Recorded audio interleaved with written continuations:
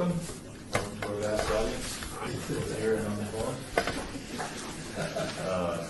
Items listed on the agenda may be taken out of order as the order presented. Two or more agenda items for consideration may be combined, and any item on the agenda may be removed or related discussion may be delayed at any time. Backup material for this agenda may be obtained from Luann D. Holmes, Acting City Clerk, at the City Clerk's office at 495 South Main Street, second floor, or on the city's webpage at www.lasvegasnevada.gov.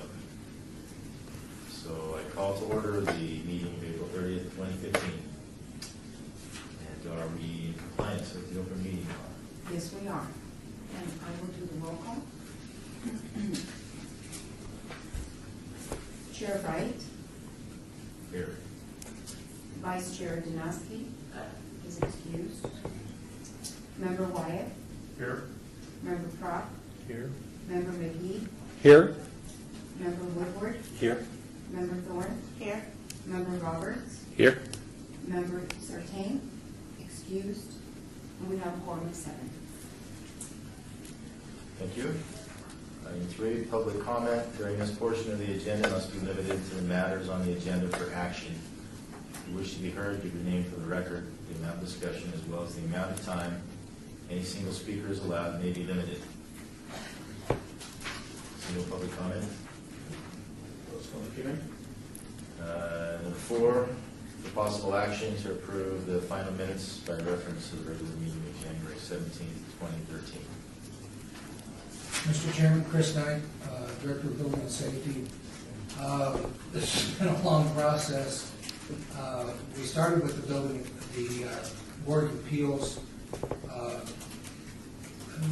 4 years ago, and we created the Board of Appeals as a part of the increase in our fees. Part of that action was to create a set of bylaws. We just need to vote on the minutes from January 17, 2013. Okay. For approval. I move for approval. One second. Been moved. All in favor? Aye. Any opposed? Now, I jumped ahead of you, I apologize. All right. And now number 5, discussion for possible action regarding the adoption of proposed Board of Appeals bylaws. Okay, I'm still me, Chris Knight, Building and Safety Director. And to finish up the bylaws, we had looked at a set of draft bylaws in our meeting in 2013.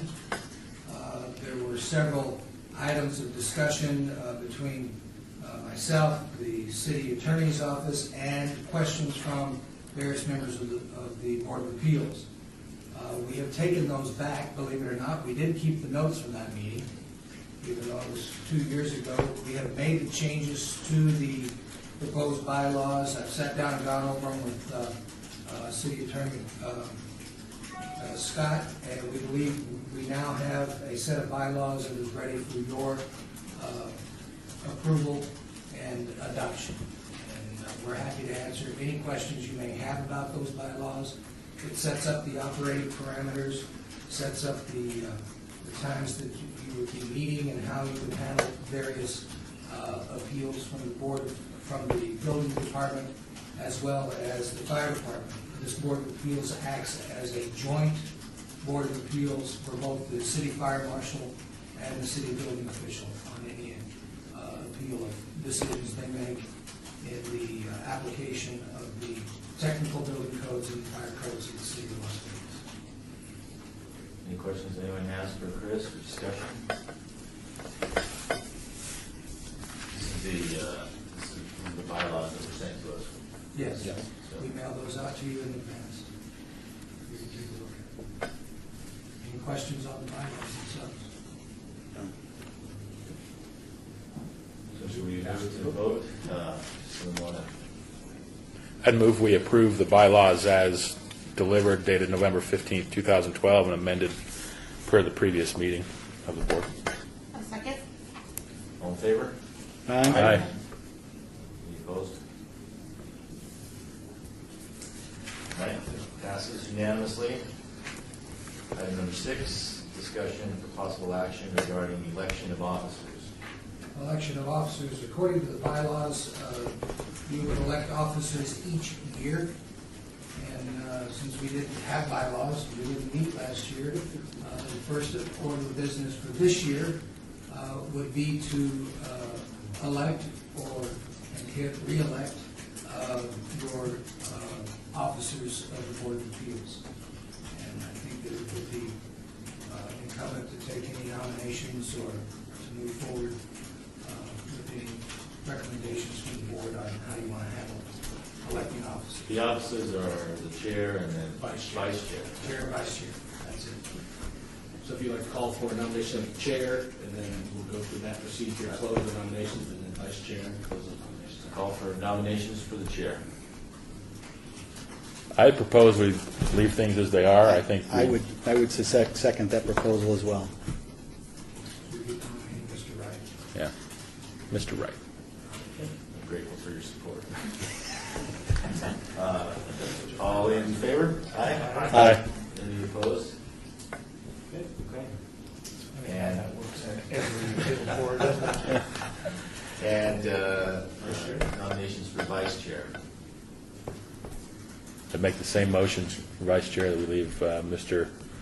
Donosky as vice chair. I second that motion. All in favor? Aye. Aye. Aye. Any opposed? All right. We've won the election. Congratulations, especially to Mr. Donosky, since he wasn't present. Will informing the election party. Yeah, that's right. Maybe next time we should look. Yeah.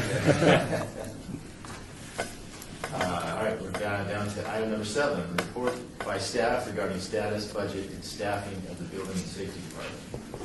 I have here just a very brief outline of the financial performance of the building and safety department. This is really not in the purview of the Board of Appeals, but because you represent the building and safety department, I felt it appropriate to let you know how the department that you are now associated with is performing. I think it's pretty common knowledge that about 6 years ago, our department as an enterprise fund was failing miserably. We were losing approximately $3 million a year. I've given you a report that brings you up to speed for this fiscal year budget beginning in July of 2014, running through March of 15. And as of this time right now, I got those glasses back on.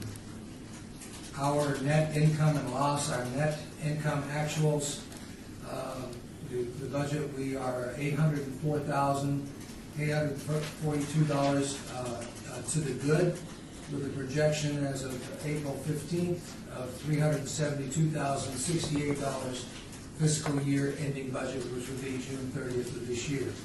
There are a number of expenditures yet to be taken out of our budget that the accounting does every year at the end of budget cycle, and that's the reason that the number is what it is.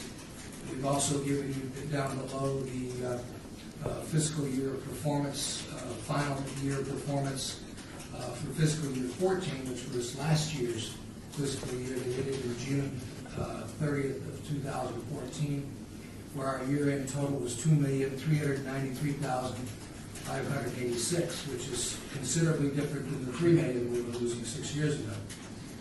The reason for that $2,393,000 is that you'll see in February of 2014 there's a stellar month where we made $1,342,806, but we actually didn't make that. There was a clerical error that was discovered by our finance department that some of the building permit fees for single-family homes were being accounted for into what's called the residential construction tax that the city collects, and rather than being put into the enterprise fund, and that had been occurring for about, I think, 2 or 3 years, and it totaled $1.3 million. So there was a infusion of $1.3 million into our budget, which made it look like we made a lot of money, but actually we made that money several years ago. And we went and found it, so which was a good thing. The staffing issue on this item, just dealt with an issue this morning related to our department's performance. I've had several people talk to us about the department's performance, that it has been very good up until just a short period of time ago. We have had staffing shortages with the increase in demand upon us with the home building industry and the construction industry beginning to try and recover. We have 3 plans examination positions that are vacant, and that has hurt our turnaround times tremendously, especially when you only had 6 to start with. And we are currently recruiting those. We've hired one of the positions, and that person will start on the 20th of May. We are still trying to recruit the other 2. So if you know any people that are good combination plans examiners, please send them to us. We have changed our business model from single discipline plans examiners to combination plans examiners, which has been one of the reasons that we've had difficulty finding qualified candidates. We just hired 3 additional building inspectors to help us with our turnaround times on our inspection program, so that developers that have been receiving holdovers will no longer receive those holdovers. I think in the last month or so, we've averaged about 30 holdovers. When a building inspector can do 25 to 30, and we're getting 3 on board, we should be able to handle the volumes that are coming our way. In our budget for the next year, starting in July 1, we have an additional permit tech staff and a senior permit tech staff to help us with our front counter, so that the wait times on our front counter to submit your plans and get plans in should be much improved in meeting our performance standards. So the budget of our enterprise fund is healthy, and we are doing things to address our staffing shortages to be able to provide good, consistent services to our customers. So as we do that, we hope you won't get any appeals on our decisions, because our staff will be at an adequate level that we can meet the needs of our customers. And that is our report. And I'm happy to answer any questions you may have about the status or the condition of the building and safety department. I have a comment and a question. First of all, I would just commend you for the great job you're doing. My staff, everyone I talk to is really pleased with the service that you're providing, the way you're focusing on making sure you take care of your customer, which is us, and our clients. I have a question about this. So it looks like we're ending 2015 $372,000 in the black. Mm-hmm. Last year, if you take out the 1.3 million, you ended in $1 million in black. Mm-hmm. Is that a reflection that things are slowing down, or just that now you're hiring people and it's costing you more money? Yeah, our expenses because of our staffing are going to go up, and therefore our revenue, ending revenue projections are going to go down. And that's the reason we went through the entire exercise of increasing our fees, because we knew as the economy started to recover, we knew we had to go to a cost-based fee system so that we could be able to afford the staffing. As we add staff, you will see those revenues begin to even out. And we won't have the big years where we make a lot of profit, because we're not in it to make profit.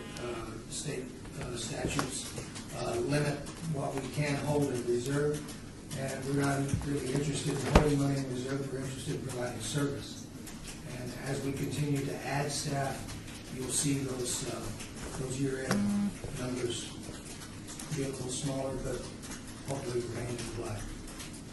Thank you. Any other questions? Rocco Truck, and I just have a comment as well, that we've had excellent success with permit time turnaround and with plan review. So, great praise. Great. Any other comment or question or discussion? Okay. There's no real action to be taken other than just to hear and accept the report. We need to vote on accepting it. No, it's just It's just a